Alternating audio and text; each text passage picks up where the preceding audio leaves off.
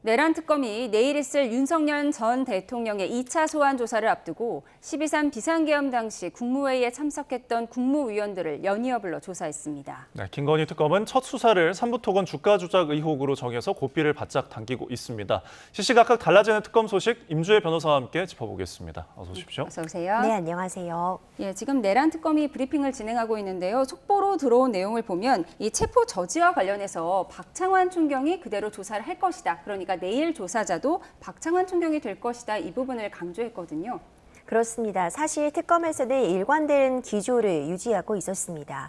윤석열 전 대통령이 주장하는 것처럼 지금 박창환 총경이 실제로 그 윤석열 전 대통령의 체포영장 집행 과정에 참여했다고 볼 수 있는 그 사실관계도 다를 뿐더러 그보다도 더 크게 지금 지목이 되고 있는 경찰에게 조사를 받을 수 없다 이런 주장은 전혀 법적 근거가 없는 타당하지 않은 주장이라는 점을 그 애초에 계속해서 반복하고 강조해 오고 있었거든요. 예. 그런 기조가 유지되어 있기 때문에 이제 윤석열 전 대통령에 대한 특수 공무집행 방해 혐의는 여전히 박창환 총경이 진행을 할 것이다. 이런 입장을 거듭 강조한 것이라 보여집니다. 네, 그리고 가장 최근 조사는 일단 알려져 있는 대로 이주호 장관 그리고 박종훈 전 경호처장에 대한 조사를 하고 있습니다. 이들을 통해서는 어떤 걸 알아보고 있을까요? 이주호 장관 같은 경우에는요. 사실상 애초에 12.3 비상계엄이 선포될 당시에 소집 통보를 받지 못한 것으로 알려져 있습니다.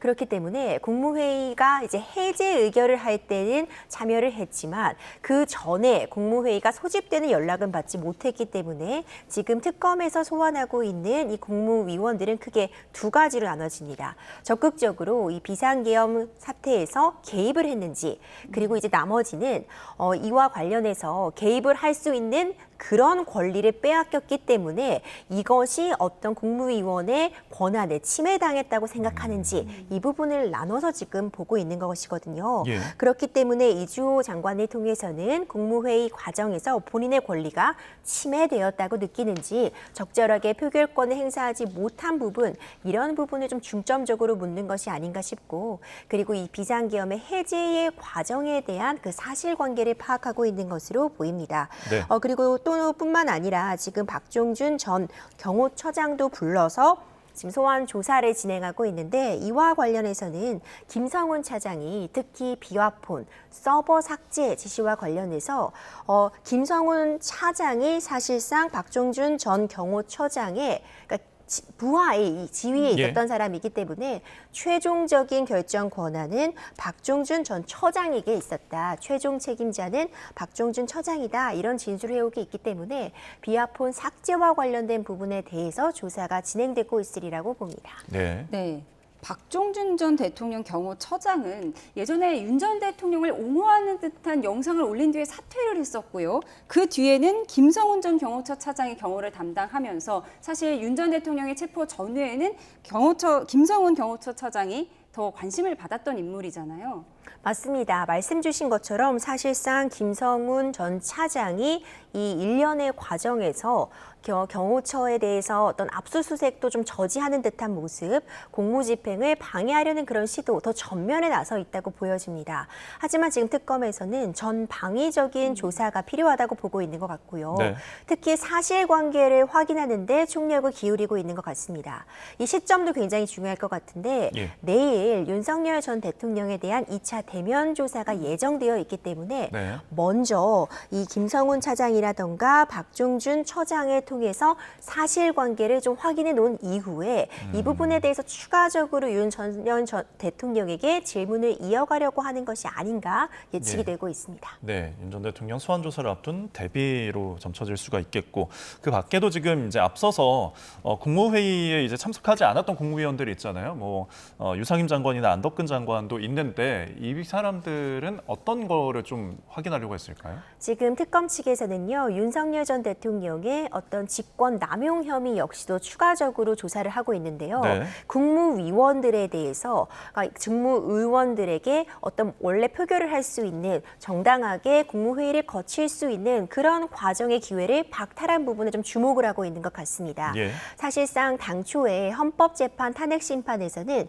국무회의를 제대로 거치지 못했는가 이것이 네. 거친 것이라고 볼 수 있느냐에 조금 더 집중을 했다면 이 국무회의가 제대로 거쳐지지 않은 부분이 어느 정도 사실관계가 확정이 됐다면 이것 자체가 윤석열 전 대통령에게 직권남용 혐의를 적용할 수 있는 것 아닌가 조금 이 사실관계에 대해서 다른 측면에 집중하고 있는 것으로 보여지거든요. 예. 그렇기 때문에 그 국무회의에 참석하지 않았던 국무위원들에 대해서도 사실관계 확인을 위해서 지금 추가적으로 조사가 진행되고 있다고 보여집니다. 그럼 네. 지금 참고인 신분인 걸 텐데 그들이 또 직권남용 피해자가 될 수 있다 이런 분석도 나오더라고요. 그렇죠. 지금은 참고인 신분으로 일정 부분 사실관계를 확정하기 위한 조사가 진행되고 있지만 나중에 가다 보면은 결국 직권남용 혐의의 피해자가 될 수도 있는 것이고요. 예. 경우에 따라서는 조사 결과에 따라서 새롭게 내란죄에 가담했다는 혐의가 추가될 수도 있는 상황이기 때문에 이 사실관계에 대한 파악 이후에 수사 결과를 좀 더 지켜볼 필요성 있어 보입니다. 예, 알겠습니다. 자, 윤 전 대통령이 이제 1차 조사에선 출석 일자를 두고서 뭐 2차에서도 마찬가지고요. 시간을 두고서도 실랑이를 좀 벌였는데 내일 9시에는 제대로 출석을 할까요?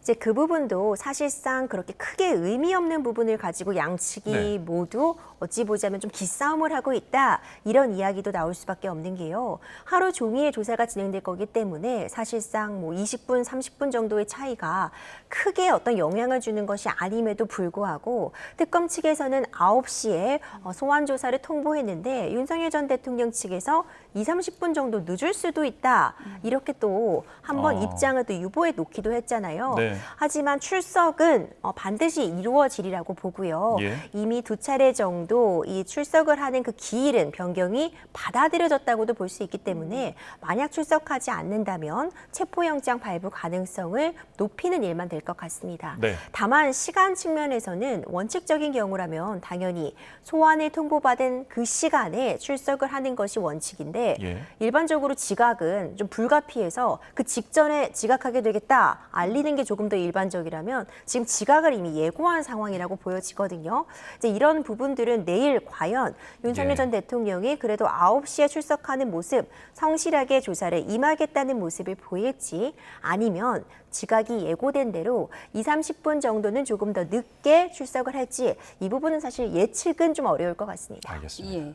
내란 특검의 브리핑 내용을 보면 윤 전 대통령 내일도 현관을 통한 공개 출석 방침이다 이렇게 밝힌 바가 있다는 점도 한 번 더 말씀드립니다. 그런데 이와 별개로 지난 2월에 이상민 전 행정안전부 장관에 대한 압수수색을 할 때 거액의 돈다발이 발견이 됐다고 해요. 뭐 이 부분이 내란과는 관련이 없는 것 같아서 뭐 검찰이 놓고 나왔다고는 하는데 이게 이번에 공개가 되면서 특검도 이 부분에 대해서 수사할 수 있다 이런 얘기가 나오더라고요. 그렇죠. 특검에서 지금 수사할 수 있는 그런 혐의들이 나열이 되어 있지만 예. 이 조사를 하다가 또 새롭게 인지된 사건에 대해서도 일정 부분 확인을 할 수 있을 것이라고 봅니다. 네. 이 근거는 갖추었다고 보는데 일단 이상민 전 행안부 장관 같은 경우에는 이 부분에 대해서 일단 사실 무근이다 밝히고 있습니다. 이제 한 보도에 따르면 거액의 돈 뭉치가 발견되었다. 뭐 그 외에도 명품 가방 등이 발견되었다. 이런 이야기가 나오기도 예. 했는데 이상민 전 장관 측에서는 근거도 없고 사실 무근이며 상식적인 수준의 어떤 체면 유지비 조의 현금에 불과했다라고 예. 밝히고 있거든요. 특히 당시에 지방에 체류할 일이 있어서 금고 문까지 다 열어두고 있었던 상태였다. 네. 전혀 어떤 이 숨기려는 의도라든가 불법적인 자금이 아니라고 주장은 하고 있는데 지금 공직자들은 재산을 신고하고 있습니다. 네. 근데 이 현금은 신고가 되지 않았을 것으로 지금 추정은 되고 있는 상황이라 이제 이 부분도 이제 특검에서 뭔가 혐의점이 있다면 들여다볼 수는 있겠지만 아직은 어떤 사실관계가 확인된 그런 상황은 아닌 것으로 보여집니다. 그러니까 뭐 현금을 집에 두는 거는 뭐 법적으로 문제가 없는데 고위공직자는 이걸 신고해야 되니까 그 부분이 또 문제가 될 수 있다 이렇게 말씀을 주셨습니다. 네, 알겠습니다. 내란 특검에 대해서 저희가 살펴봤고요. 김건희 특검도 좀 짚어보겠습니다. 저희가 아까 속보로 전해드렸는데 삼부토건 이제 전 대표까지 이제 그 삼부토건 주가 조작과 관련된 혐의들을 굉장히 집중적으로 보고 있는 것 같더라고요. 이게 지금 지금 1호의 수사가 될 걸까요? 그렇죠. 이 삼부토건 혐의에 대해서 가장 먼저 좀 수사를 진행하고 있는 것으로 보입니다. 네. 이제 그럴 수밖에 없는 것이 가장 덜 알려진 사건이기도 하고요. 그리고 지금 특검에서 수사가 진행되기 전에는 이제 김건희 여사에 대해서 직접적으로 어떤 조사라던가 그런 부분들이 진행된 부분이 없기 때문에 네. 이 부분에 대한 혐의를 좀 밝히는 데 좀 집중하고 있는 것으로 보입니다. 그렇기 때문에 전격적으로 이 김건희 여사 특검이 출범하자마자 이 삼부토건 본사에 대한 압수수색도 단행을 했고요. 그런데 이 압수수색에서도 조금 미심적인 부분이 있었던 것이 이 삼부토건이 이 본사를 네. 압수수색 직전에 이전을 했던 겁니다. 지금 특검 측에서는 이 본사 이전 부분에 대해서도 혹시라도 어떤 증거 인멸을 위한 조치가 아니었는지까지도 들여다보겠다고 밝혀지고 있거든요. 예. 과연 삼부토건이 굉장히 단기간에 우크라이나 재건주라는 명칭으로 분류가 되면서 주가를 급등하고 삼부토건의 전 경영진들이 막대한 이득을 취하는 과정에서 김건희 여사와의 어떤 관련성이 있는가, 이 부분을 굉장히 집중적으로 들여다볼 예정인 것 같습니다. 예. 조금 전에 삼부토건 관련사의 대표도 소환하고 있다고 밝혔는데 지금 어제 압수수색을 동시다발적으로 이루어졌는데 이석산업개발이라는 것도 포함이 됐어요. 어떤 곳인가요? 그렇죠. 이제 그 부분도 좀 논란이 될 수 있을 것 같아요. 결국 여러 가지 혐의들을 조사해 가는 과정에서 자금 흐름을 쫓고 있다는 그런 생각도 들어지거든요.